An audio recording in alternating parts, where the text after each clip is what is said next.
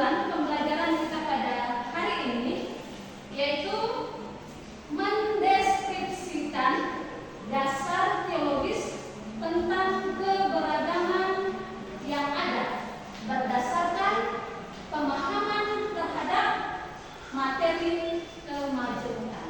Ya, itu tujuan pembelajaran kita.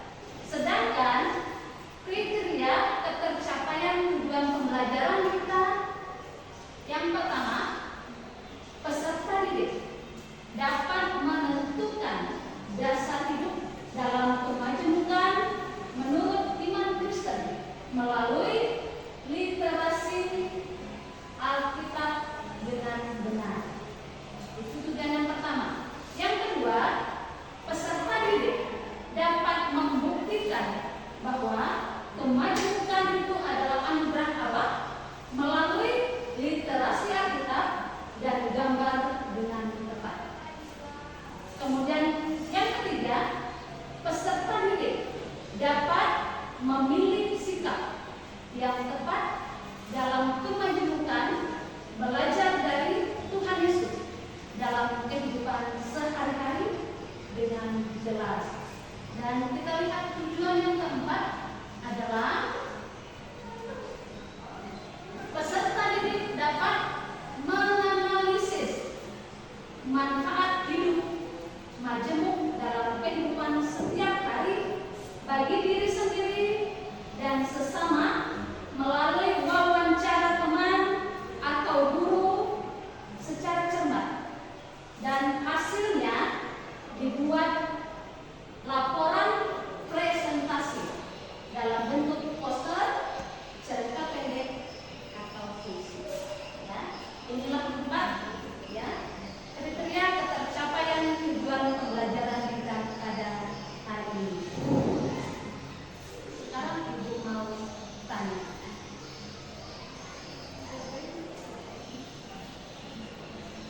Pertanyaan Ibu, apa yang dimaksud dengan gereja menurut pemahaman Anda? Apa itu? Ayo Linda. Menurut saya, gereja adalah tempat orang Kristen beribadah. Ya, menurut Linda, gereja itu adalah tempat orang Kristen beribadah. Oke.